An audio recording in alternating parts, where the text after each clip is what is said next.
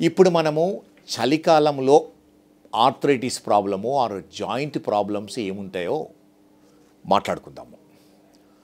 చలికాలంలో నొప్పులు అనేవి కొంచెము ఎక్కువ అవుతాయి. మనము అబ్జర్వేషన్ చేసి ఉంటాము. చిన్న దెబ్బ తగిలినా కూడా చలికాలంలో టేబుల్ కానీ ఏమైనా డెస్క్ తగిలినప్పుడు ఏమవుతుందంటే ఆ నొప్పి చాలా ఎక్కువ ఉంటుంది. ఇది ఎందుకంటే చలితో అంటే టెంపరేచర్ తక్కువ ఉన్నప్పుడు మన పెయిన్ థ్రెషోల్డ్ తక్కువ అవుతుంది.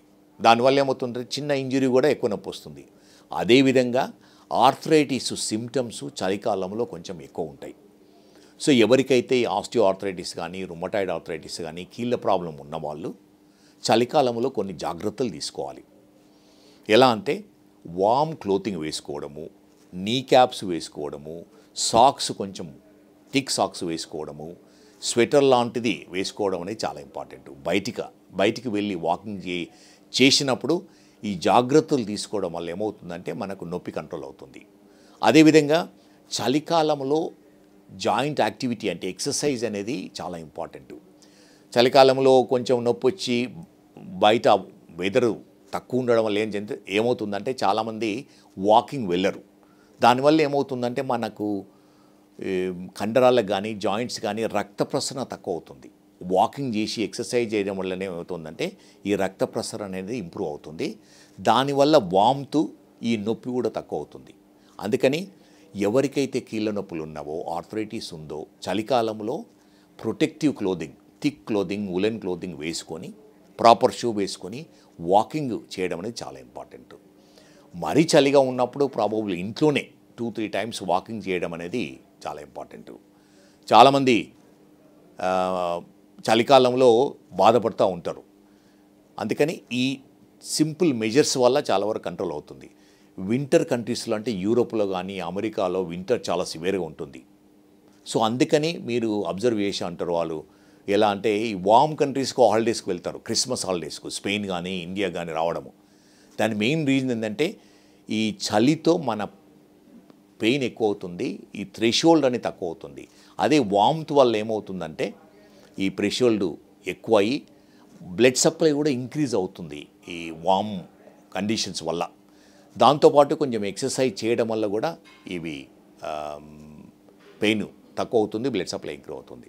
అందుకని ఎవరైతే ఈ జాయింట్ పెయిన్స్తో సఫర్ అవుతున్నారో అప్రాపరియేట్ మెడికేషన్ కూడా చాలా ఇంపార్టెంట్. ఎందుకంటే మన ప్రాపర్ మెడికేషన్ చలికాలంలో ప్రాబబ్లీ మన డోస్ కొంచెం పెంచవలసి ఉంటుంది, ఎందుకంటే నొప్పులు ఎక్కువ అవుతుంటాయి. సో మీ కన్సల్ట్ డాక్టర్ దగ్గరికి వెళ్ళి ఈ అప్రాపరియేట్ మెడికల్ డోసేజ్ను అడ్జస్ట్ చేసుకోవాల్సి ఉంటుంది.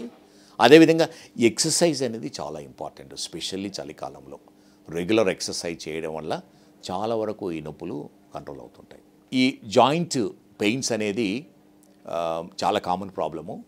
స్పెషల్లీ రుమటాయిడ్ ఆర్థరైటిస్ ఉన్నవాళ్ళు చలికాలంలో కొంచెం ఇంకా ఎక్కువ జాగ్రత్తగా ఉండవలసి ఉంటుంది. ఎందుకంటే రుమటాయిడ్ ఆర్థరైటిస్ అనేది అన్ని జాయింట్స్ని ఎఫెక్ట్ అవుతుంది. Specially hands, hips, knees, back bone, neck effect అవుతుంది. సో ఈ ఆర్థరైటిస్తో ఎఫెక్ట్ అయిన వాళ్ళు కొంచెం ఎక్స్ట్రా కేర్ తీసుకొని ఎక్సర్సైజ్, ప్రతి జాయింట్ ఎక్సర్సైజెస్, ప్రాబబ్లీ ఒక కోర్స్ ఆఫ్ ఫిజియోథెరపీ తీసుకోవడం కూడా చాలా ఇంపార్టెంట్. నొప్పి ఉన్నప్పుడు సింపుల్ పెయిన్ కిల్లర్స్ వాడాలి. ఎప్పుడైతే ఈ పెయిన్ కంటిన్యూస్గా ఉంటుందో ఈ పెయిన్ సైకిల్ అనేది మనం బ్రేక్ చేయాలి. డాక్టర్స్ అడ్వైస్ తీసుకొని సింపుల్ పెయిన్ కిల్లర్స్ వాడడం వల్ల ఏమవుతుందంటే ఈ పెయిన్ సైకిల్ అనేది బ్రేక్ అయ్యి మన పెయిన్ కంట్రోల్ బాగుంటుంది. ఈ పెయిన్ వల్ల ఇంకో ప్రాబ్లం ఏంటిదంటే ఈ కండరాలు, జాయింట్ సపోర్ట్ చేసే కండరాలు కూడా పెయిన్ వల్ల పెయిన్ ఇన్హిబిషన్ అంటాము, కండరాలు వీక్ అవుతుంటాయి. మనము జాగ్రత్తగా ఎక్సర్సైజ్ చేయడం వల్లనే ఈ కండరాలు అనేటివి స్ట్రాంగ్ అవుతాయి. ఎక్సర్సైజ్ చేయకపోవడం వల్ల ఈ నొప్పి వల్ల ఏమవుతుందంటే కండరాలు ఇంకా బలహీనంగా అవుతాయి. అందుకని ఈ ఆర్థరైటిస్ ఉన్న వాళ్ళకు చాలా ఇంపార్టెంట్ ఈ జాయింట్ చుట్టూ, స్పెషల్లీ నీ జాయింట్ ఎఫెక్ట్ అయినప్పుడు నీ కండరాలు, థై కండరాలు, కాఫ్ కండరాలు రెగ్యులర్ ఎక్సర్సైజ్ చేసి స్ట్రాంగ్గా పెట్టుకోవడం అనేది చాలా ఇంపార్టెంట్.